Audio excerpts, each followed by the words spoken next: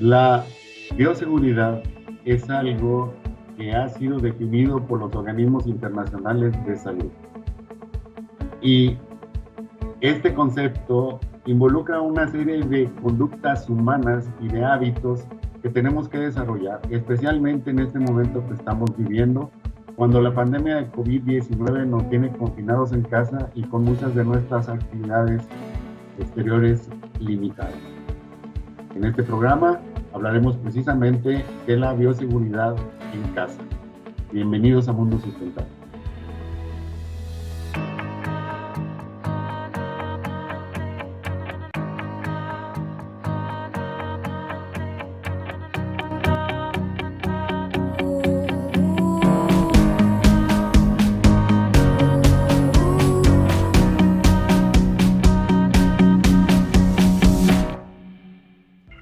Muy buenos días, estamos de nuevo con usted en su programa Mundo Sustentable. Y miren, la situación que estamos viviendo hoy ha provocado mucho conflicto en los entendimientos de qué debemos hacer para poder preservar nuestra salud. Y obviamente las autoridades han hecho llamados a la población para que hagamos una situación de manejo crítico de nuestras actividades y nuestras acciones para disminuir las posibilidades de infección. Y para hablar de este asunto y de lo que significa los cuidados que debemos tener, sobre todo de manera individual y en casa, hemos invitado esta mañana al doctor Carlos Ramírez Martínez, quien es investigador de la Facultad de Medicina Veterinaria y Zootecnia de esta universidad. Buen día, doctor Carlos. Muy buenos días y muchas gracias por la invitación. Muy bien, doctor. Para empezar este tema, ¿pudiéramos hacer alguna definición para todo público de lo que es la bioseguridad y para qué sirve? Claro, podemos basarnos en lo que nos dice la Organización Mundial de la Salud, que marca que la bioseguridad es un conjunto de normas y medidas que son utilizadas para proteger la salud de la población frente a riesgos biológicos a los que está expuesta. Digamos, de manera general, esa es la que nos convendría utilizar como nuestra definición para esta charla. Podemos ubicar en el tiempo, ¿qué podemos decir? ¿Cómo surge este concepto de bioseguridad? Sí, el concepto es relativamente nuevo. Data de aproximadamente finales de los años 80 del siglo pasado. Las prácticas de bioseguridad se empezaron a utilizar primordialmente para contener algunos problemas en cultivos agrícolas. También fueron utilizados para poder remediar algunos problemas de plagas en el caso de ambientes naturales. Entonces es relativamente nuevo este concepto de bioseguridad.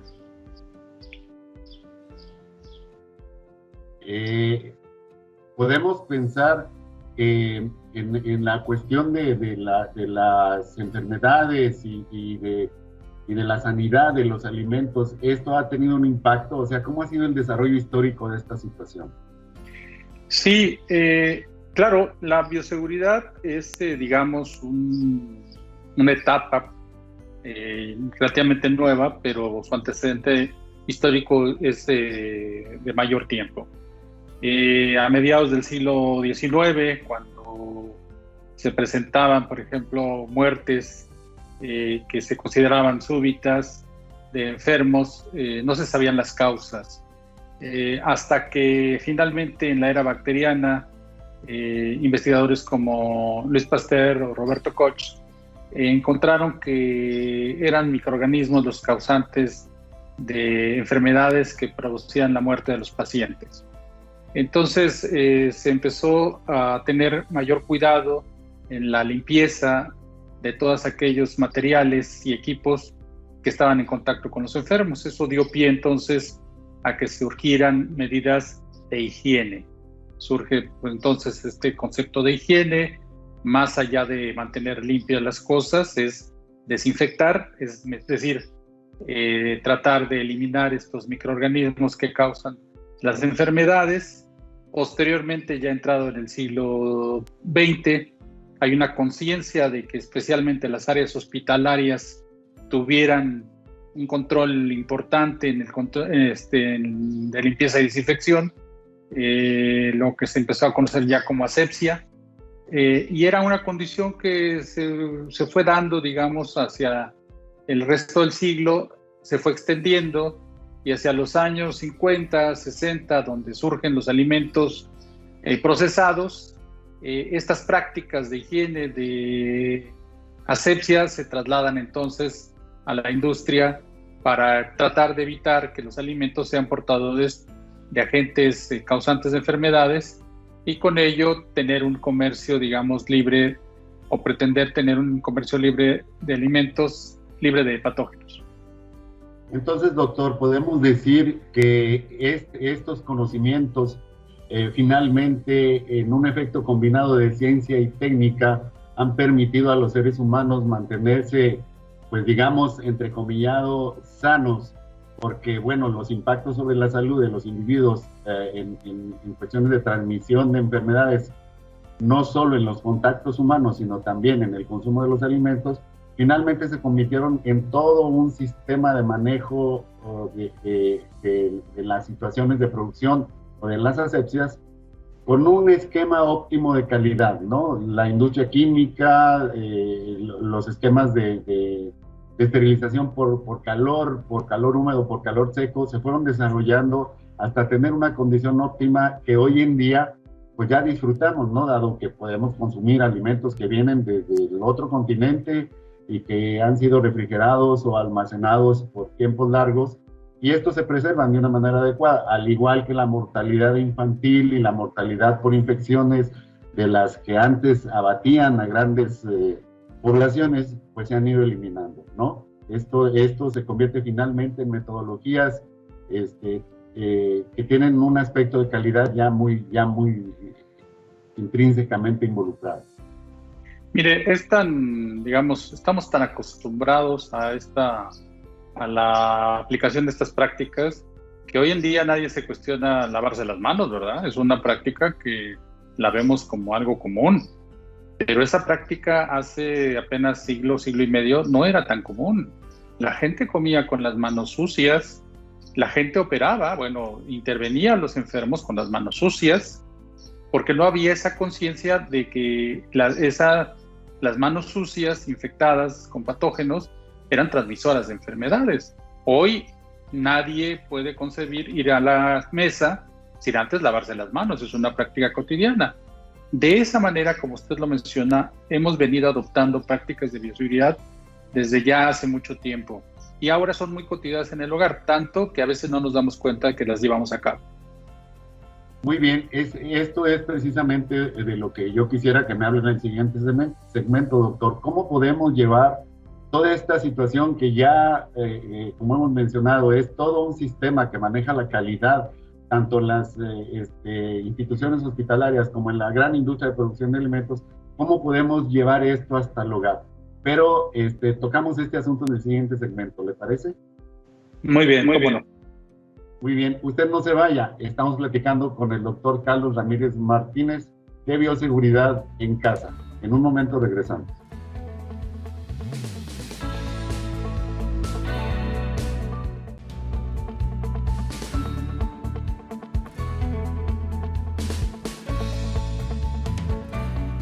Muy bien, ya estamos de regreso con usted en su programa Mundo Sustentable.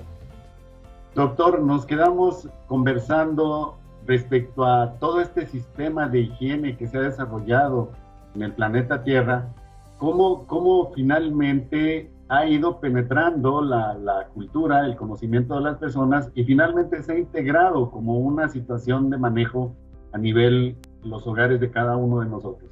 ¿Qué nos puede platicar al respecto? Sí, en el bloque anterior poníamos el ejemplo del lavado de manos. El lavado de manos es una medida de bioseguridad. ¿Por qué? Porque lo que hacemos no es limpiar la mugre, sino no nada más. Es eliminar aquellos agentes causales de enfermedades que pudieran estar en ellas. Otra actividad, por ejemplo, que hacemos de manera cotidiana es bañarnos. A veces pues, uno piensa que es nada más con fines estéticos. No, en realidad lo hacemos como un antecedente de higiene también, de poder eliminar de nuestro cuerpo aquellos agentes patógenos que pudieran estar ahí. El cambiar regularmente la ropa, el ropa de cama, todas esas actividades las hacemos hoy de manera muy cotidiana y pensamos que a veces le damos un valor estético y no lo es. Todas esas actividades que hoy hacemos de manera cotidiana son en realidad medidas de bioseguridad. El lavar la ropa, el cambiar la ropa de cama, también es para evitar la acumulación de agentes causales de enfermedades. Entonces, desde hace mucho tiempo, la higiene, las medidas de bioseguridad que hoy sabemos que existen, ya forman parte de nosotros, ¿sí? De hecho, muchas enfermedades se han podido contener gracias precisamente a estas actividades. Ahora, en algunos sitios en el mundo en donde prevalecen condiciones de baja higiene, donde no son observadas por las condiciones preponderantes en medios rurales, donde no hay la limpieza que existe en las ciudades, aún hay todavía problemas graves de enfermedades causadas como la diarrea, como otras, que causan muerte. Entonces es por eso que es muy importante tener la conciencia de lo que hacemos, no es nada más con fines estéticos, sino primordialmente con fines de prevención de enfermedades. Doctor, debemos interpretar esto como una parte de nuestra cultura.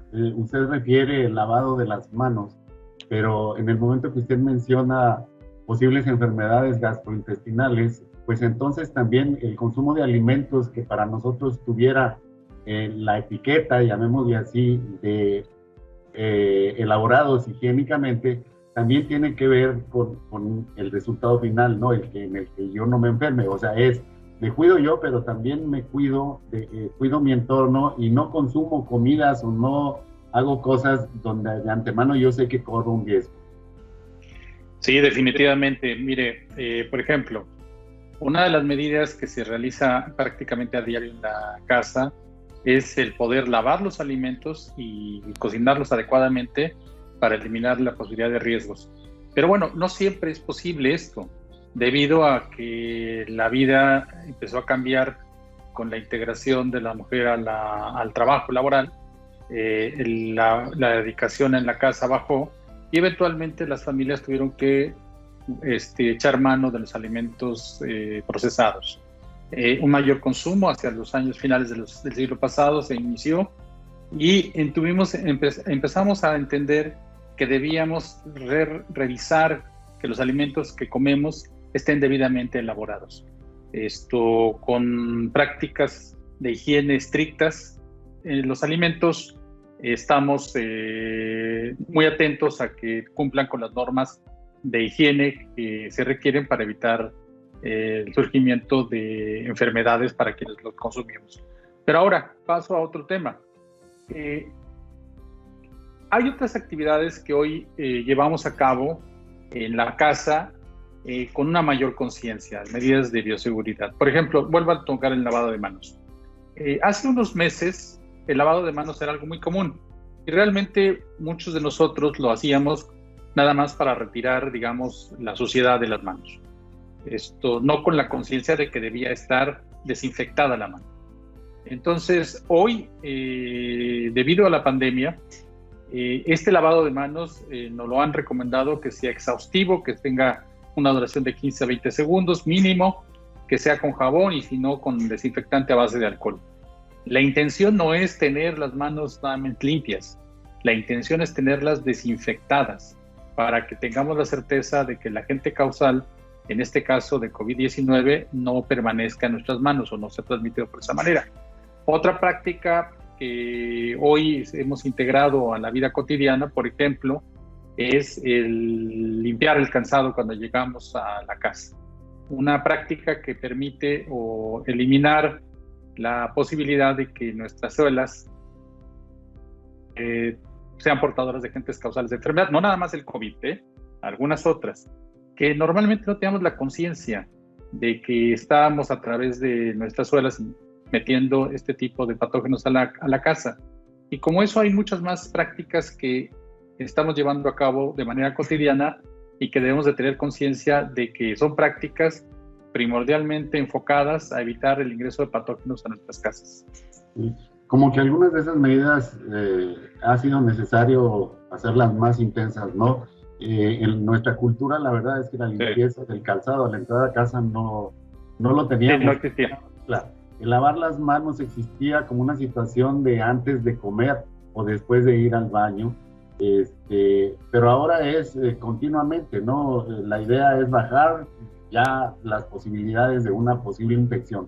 Ya me está hablando usted precisamente de cómo todo esto que ya teníamos como herramientas para mantener nuestra salud a nivel individual han sido utilizadas por las autoridades para hacer llamados y evitar la propagación del agente causante del COVID-19, que es lo que refiere usted como la pandemia. Y que bueno, de esto yo creo que hay mucho, pero mucho que hablar. Creo que hemos evolucionado, nuestra cultura ha cambiado, incluso la situación de saludarnos de beso, creo que tendrá que cambiar en el futuro.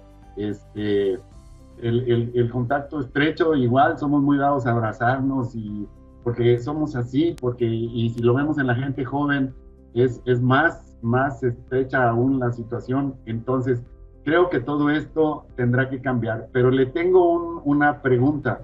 ¿Qué pasará con toda esta cultura que se ha ido desarrollando en el momento que nos digan las autoridades que ya podemos avanzar, que el COVID pudiera estar bajo control o que volvamos a una situación de nuestra normalidad?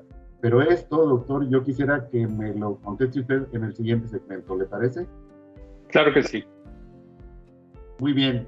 No se vaya, estamos platicando precisamente de la bioseguridad en casa con el doctor Carlos Ramírez Martínez de la Facultad de Medicina Veterinaria y Zootecnia. En un momento regresamos.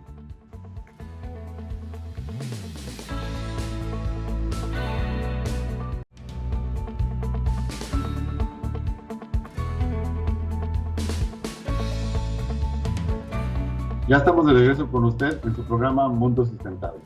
Doctor Ramírez, platicábamos al final del segmento anterior del asunto de las condiciones que hemos desarrollado y lo que nos han recomendado las autoridades para hacer una prevención de los contagios, específicamente hablando del COVID-19 y en esta época. Pero llegará un momento en que esto terminará, porque la pandemia bajó su situación de posibilidades de contaminar a más personas, porque se descubrió un medicamento, porque se descubrió una vacuna, etcétera, etcétera. Las razones pueden ser de muchos tipos. Sin embargo, ¿qué opina usted de todo esto que se integra como parte de nuestros hábitos, de nuestra cultura del día a día? ¿Debemos preservarlas?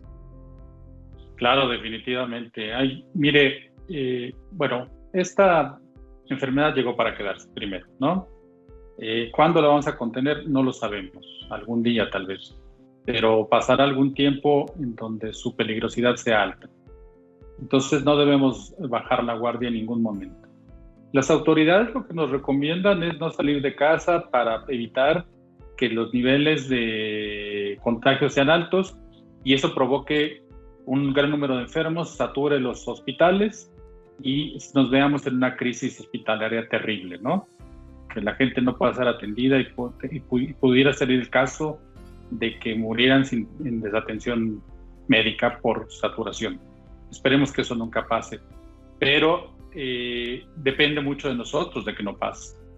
Todas estas medidas que hoy estamos utilizando, el no tocarnos la cara, el no abrazar a las personas, el mantener la sana distancia, el lavarnos las manos, el desinfectar los objetos que utilizamos fuera, el lavar nuestra ropa, todo esto que hacemos, debemos tener algunas de ellas como parte de nuestra cultura de hábitos de vida, ya, de aquí para adelante. ¿Por qué? Porque enfermedades van a seguir surgiendo. Eventualmente podrá pasar esto del COVID algún día, pero así como esta surgió, recordemos que apenas hace unos años tuvimos el conato de una pandemia con la influenza, la influencia aviar y la porcina. Afortunadamente no se desarrollaron como lo hizo COVID, pero en el futuro no descartamos que vuelva a haber nuevamente una situación de este tipo. Si nuestras medidas a nivel mundial, a nivel local e incluso a nivel familiar de bioseguridad están mejor que antes, la posibilidad de que esta nueva pandemia se expanda va a ser menor. Entonces, la bioseguridad, primero hay que tener conciencia de lo que es, de que muchas de las actividades que hoy realizamos son eso, actividades de bioseguridad. Ahora, algo muy importante que se me está escapando decir es que la medida de bioseguridad toma mayor importancia en la medida en que no hay la forma de controlar el virus. Usted lo mencionaba hace un momento. No hay medicamento, no hay vacuna, y es entonces cuando la bioseguridad tiene su mayor importancia, porque lo que hace la bioseguridad es interrumpir la cadena de contagio.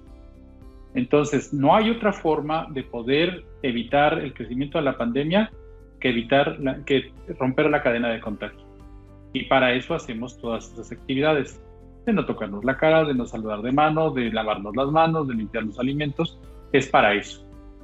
Entonces, es muy importante que no cambiemos nuestros hábitos independientemente de en qué momento decreten las autoridades, si estamos en rojo o en naranja. Nosotros debemos mantener esta actitud de cuidarnos siempre.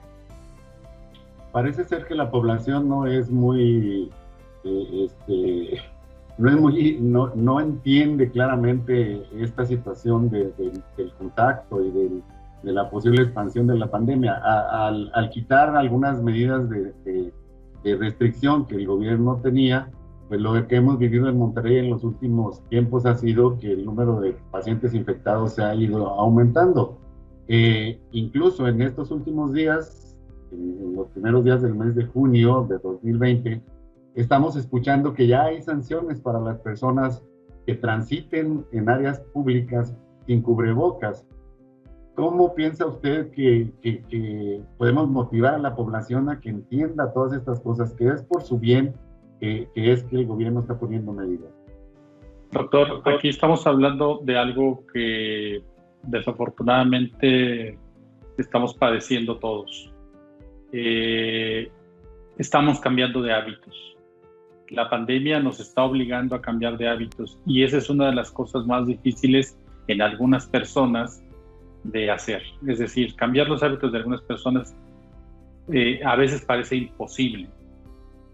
Por ejemplo, el uso del cubrebocas, hay quienes se sienten molestos con tener algo que tape su boca o sus vías respiratorias. Y lo que hace es escoger no portarlo porque quiere sentir cómodo. Pero lo que no está consciente es que la comodidad la está cambiando por el riesgo de padecer la enfermedad. Creo que no está aquilatando bien, no está tomando una buena decisión. Lo primero que tendremos que hacer es tener conciencia del riesgo, aceptar que existe y que es alto, para que eso influya en nosotros y nos obligue a cambiar de hábitos, ¿sí? Hay cosas que, independientemente de que pase el estado de alerta dictado por las autoridades, yo recomendaría que no dejen de hacerlas. Tengo una lista ahí de actividades que creo que podemos llevar a cabo. El lavado de manos es algo que no debemos olvidar nunca. El sanitizar los zapatos me parece que también es una práctica adecuada. El poder limpiar los objetos que sacamos con nosotros, como carteras, celulares y demás, también me parece que debe ser una práctica que debemos mantener. El limpiar los alimentos, especialmente aquellos que son frescos, antes de procesarlos y comerlos, es muy importante. Y lo que usted decía, verificar que nuestros alimentos procesados tengan el sello de calidad de que han sido elaborados bajo las estrictas medidas de higiene. Muy bien, doctor. De acuerdo a las estadísticas que nos presenta el gobierno del estado, en la parte de los jóvenes, que serían las edades que tenemos en la universidad, parece ser que la situación de la gravedad de la enfermedad no es tan alta. Sin embargo, es en esas edades donde se da la mayor proporción de infectados que son agentes de transmisión. Claro. Le puedo pedir, por favor, que haga un mensaje ya para ir cerrando este programa a la juventud, a la comunidad universitaria, en lo que acabo de decir. Fíjese que al principio de la pandemia se fue difundiendo la noticia de que los niños y los jóvenes eran menos vulnerables. Y eso creó una falsa idea de que pues ellos estaban en menor riesgo. Hoy nos damos cuenta de que eso no fue así. Me parece que fue una noticia que no debió haberse difundido. Creó un estado falso de seguridad. Ahora nos damos cuenta de que prácticamente niños, jóvenes y adultos somos igualmente vulnerables. Ahora, me parece que los jóvenes, bajo esa conciencia de que tienen menos riesgo, han estado excediéndose en el contacto, han estado llevando a cabo prácticas inadecuadas, intercambiando objetos, celular, plumas, llaves, esas cosas, sin el cuidado adecuado. Además de estarse reuniendo, en algunos casos, en reuniones de amigos, fiestas y demás. Creo que los jóvenes tienen mucho más que perder. Tienen una vida por delante que no deben menospreciar. Su vida está iniciando. Les falta aún mucho por hacer. Todo el mundo, nadie quiere perder la vida por ningún motivo. Pero creo que los adultos, por la edad y experiencia que tenemos la mayor conciencia de que debemos de cuidarnos todos. Entonces, el llamado aquí a los jóvenes es decirles, lo más preciado que tienen es la salud. No hay cosa más preciada, ni los amigos, ni las reuniones, ni las fiestas. Su salud es lo más preciado que tienen. Deben de cuidarlo. Pero, además, otra cosa, tengan en cuenta de que si ustedes no se cuidan, también están poniendo en riesgo la vida de sus seres queridos, ¿sí? Y ustedes pueden ser los vectores, los causantes de que eventualmente su familia pueda contagiarse de COVID y tener resultados terribles en ese sentido. Entonces, más vale tener prudencia, conciencia y cuidarse todos. Muy bien, doctor, pues le agradecemos mucho por participar con nosotros en este programa de Mundo Sustentable. La verdad es que lo que usted nos dice sirve bastante para hacer conciencia en la población y que todos estemos pues atentos del cuidado. Yo les quiero recordar a todos los que nos escuchan que la salud es algo que tiene que ver con nosotros mismos, que las instituciones denominadas instituciones de salud solamente nos atienden cuando ya estamos con una situación de pérdida de la salud. La salud es algo que nosotros cuidamos, es un concepto que individualmente tenemos que cuidar. Ellos no cuidan nuestra salud, ellos nos atienden cuando la hemos perdido. Entonces, pues les recomendamos que atiendan esto que nos ha comentado el doctor Carlos Ramírez Martínez. Le agradecemos, doctor, por toda su disposición para atender este tema en este programa. Y bueno, los esperamos en los siguientes programas de Mundo Sustentable. Muchas gracias. Gracias, buenas tardes.